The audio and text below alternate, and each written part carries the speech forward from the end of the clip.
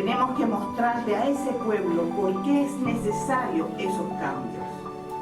यही जनतालाई लिडरको हिसाबले देखाउन जरुरी छ किन परिवर्तन जरुरी छ किन Claim of समाजवाद our lost space, or you can say the decolonization process is very important. Unless we reclaim, nobody will give us. When we have a movement to reclaim, then only state recognizes. Forest Rights Act can only be established. Whatever they may say, it will not come.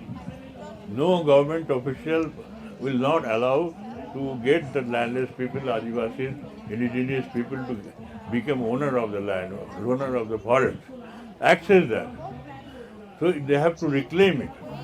And in Forest Rights Act, the rules are that people have to claim. It's not application, it is claim. You have to file your claim. That means you are the actual stakeholder. Now that stakeholder, if he claims, nobody will give it. You have to reclaim. There are many my comrades are here who have reclaimed that fact. You can talk to them. Unfortunately, they can't speak English. You have to do translation. But that reclaim process is getting And I stronger. wish you all success. We have to build a very, very strong solidarity, and we should go ahead and not give our resources to these greedy people, these greedy nations. We have to be very cautious. Inqilab Zindabad. Thank you. नारी शक्ति जिंदाबाद Zindabad, Zindabad. नारी शक्ति जिंदाबाद Zindabad, Zindabad.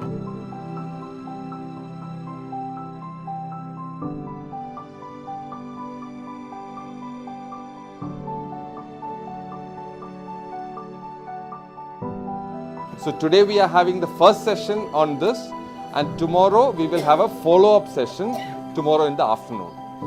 So that's the way we got the slot. हमें उस तरीके से slots मिले थे.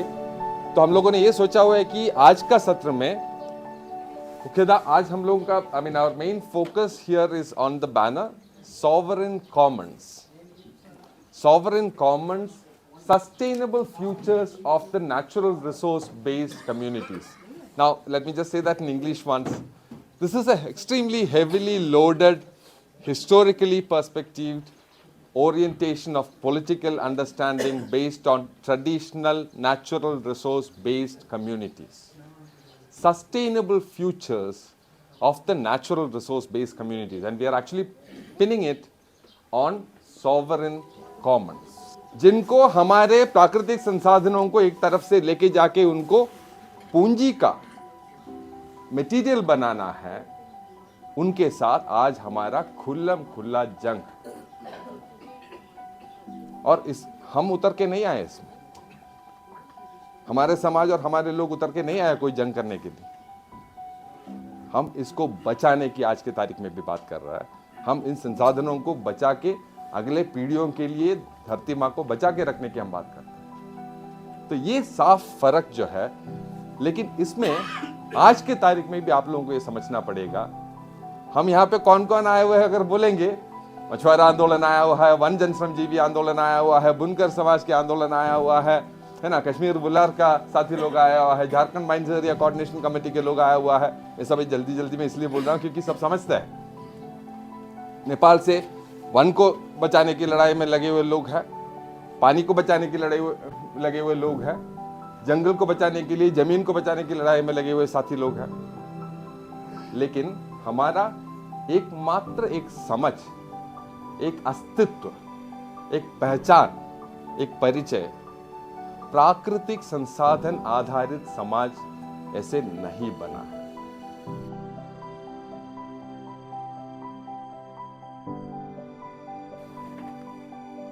अर्को कुरा, मैले सँगै 1.5 करोड मान्छे सङ्गठित भएका छन्.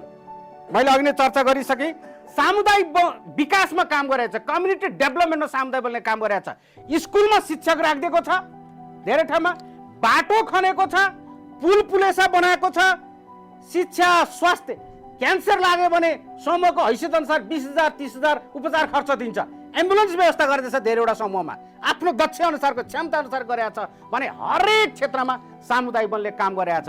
एउटा एकचोटि स्टडी भएको थियो, एउटा आइएनजिओले स्टडी गरिदिएको थियो नेपालको सामुदायिक वनको 17वटा मन्त्रालयले गर्ने काम एउटा सामुदायिक वनले गर्छ। So this convention, what it says, that it says indigenous people, Adivasi, indigenous people, Adivasis.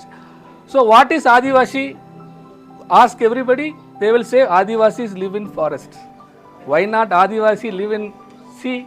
Why not Adivasis can live near the rivers? What is this? Why can't Adivasis live in desert? But they will say only this is for forest people. Every year unemployment is increasing in third world countries. Many people are migrating, lakhs of people are migrating within the internal states. So we are in deep crisis. How we can overcome this problem? Only one way, it is collective bargaining. Finally, I want to say about our movements which are formulating as rules and regulations by the parliamentarians and which are anti-people policies. We should struggle against that policies to protect our rights and livelihoods and for the benefit of the future generations. Thank you.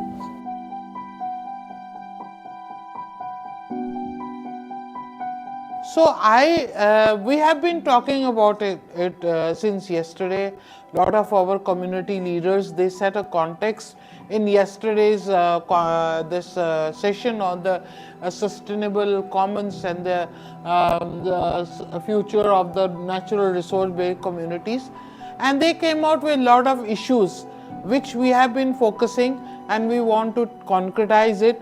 And if we have taken this whole issues in Patna India Social Forum where it took place, and then we had organized a joint kind of a activity and we had brought Patna declaration. இந்த வளங்களை பாதுகாக்கணுங்கிற எண்ணம் கொண்டவங்களே குறுகிய பேர் தான். இன்னைக்கு சின்ன சின்ன இடங்கள்ல சின்ன சின்ன பூர்வகுடி மக்களும் குறுகிய வட்டாரத்தில் இருக்கிற மக்கள் மட்டும்தான் இந்த வளங்களை பாதுகாக்க நம்ம போராடுறதுக்கு இன்னைக்கு முன்னுக்கு வரோம். அவங்களுக்குள்ள ஒரு இணைப்பு இல்லாம, அவங்களுக்குள்ள ஒரு ஒற்றுமை இல்லாம இந்த வளங்களை பாதுகாப்பது என்பது ஒரு கடினம். எப்படி அடுத்தவங்க வீட்டில் தீயெறிஞ்சா நமக்கு என்ன அப்படிங்கிறது இது எண்ணம் இருக்குன்னா நாளைக்கு ஓ வீடு எரிய போகுதுங்கிறது அந்த அர்த்தம். அதனால நமக்குள்ள ஒரு இணைப்பு இல்லாம நம்ம இந்த போராட்டங்களை இன்னைக்கு இருக்கிற வளங்களை பாதுகாப்பது என்பது மிக கடினம். People who are depending on the natural resources are now overexploited, displaced, dispossessed our resources and dislocated and destroyed. And now the same exploiters are trying to find the ways how to overcome this situation in many ways. For example, I'm coming from a fishing community. I'm representing various fisher groups. Unfortunately, maybe you have heard about tsunami in Sri Lanka. That was 2004. Also, it's Asian tsunami. So the people, those who are the looters, are trying to grab the coastal areas in the name of security and converting the same land, same coast convert into tourism. So with that, that's a development they want to bring for the coastal community. संभव है और हम बनाएंगे. तो इसी तरह से मैंने एक नारा और एक स्लोगन लेकर आई कि समानता, समावेशी और मानव अधिकार के लिए हर एक जगह होना चाहिए. आसन में महिला, भाषण में महिला, शासन में महिला होना चाहिए. जिससे हम ट्रैक्टर का यूज कर रहे हैं, मशीनीकरण का यूज कर रहे हैं. और मशीनीकरण में यूज करने से क्या होता है, खेती करने के लिए सबसे ज़्यादा खाद की जरूरत होती है.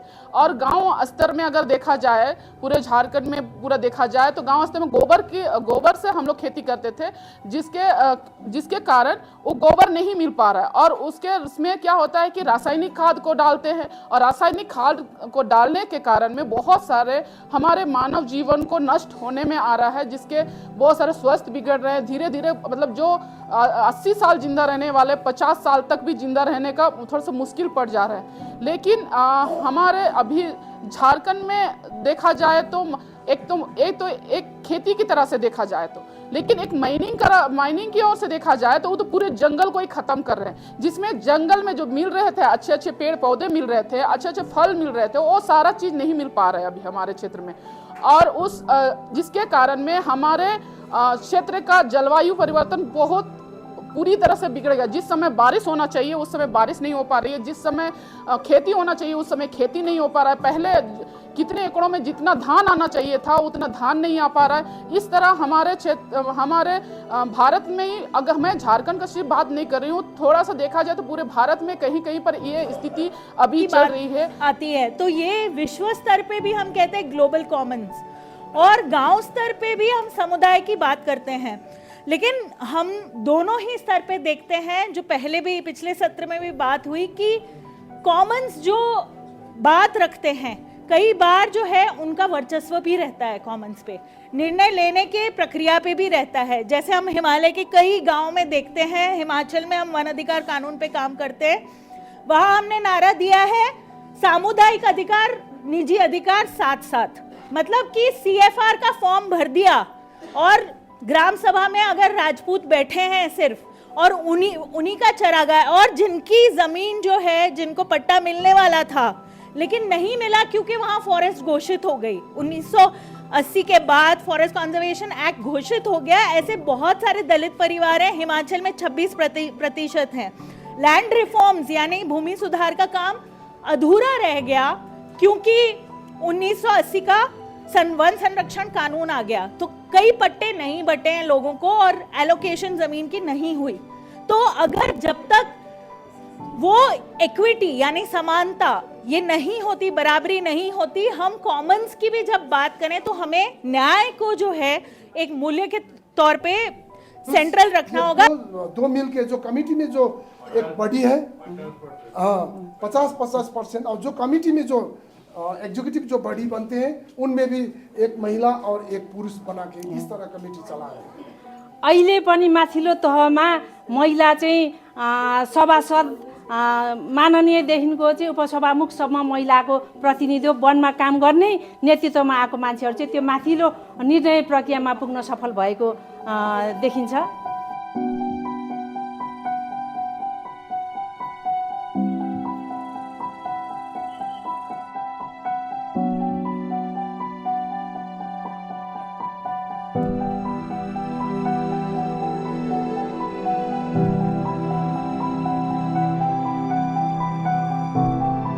तो हम लोग का जो ये जल, जंगल, जमीन, पानी, हर कुछ का जो है इस मुद्दे लड़ाई है या हमको चाहिए।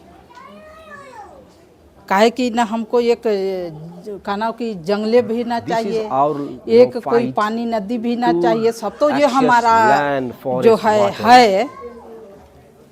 और ये लड़ाई में हम लोग भारत में टोटल तो अभी मतलब नहीं निकल के आए हैं, बाकी बहुत जो है अभी ये आंदोलन में आकर महिलाओं आगे बढ़ रहे हैं। महिलाओं को जो ये ताकत है कि वो समय था कि महिलाओं कभी पुरुष के सामने ठाड़ होके बात करने लायक नहीं थे भारत के अंदर।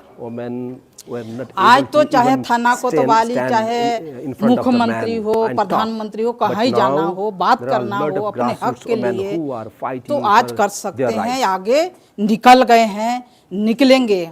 So they are out from the home, they are in the street, they are वो जल, जंगल, जमीन में जो हम लोग काम कर रहे हैं अभी बहुत कईयों हेक्टर, कितना लाख उतना अभी पूरा जो है यह करके रखे नहीं हैं कि उसमें महिलाओं दखल किए हैं। हम लोग कब्जा उसको नहीं कहते हैं, दखल कहते हैं, क्योंकि वो हमारा संपत्ति था।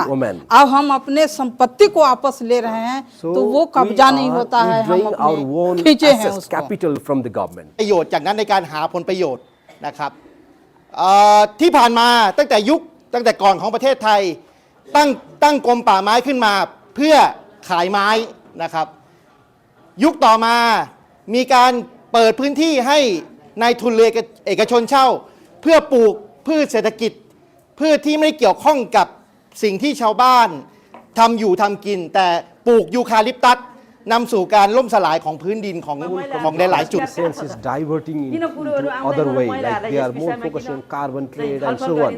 But they are, the rights of women, women's engagement, women's livelihood from forest are ignored. And very new light within community forestry is emerged and they are capturing the resources. So women are not in the decision-making process in community forestry because I have worked in very long time, I have found it, I can claim that women's leadership is still, we need to talk with one अधिकार के आंदोलन है। मैं वनाधिकार शब्द इस्तेमाल कर रहा हूँ, संरक्षण नहीं, क्योंकि हम मानते हैं वनाधिकार के अंदर संरक्षण है।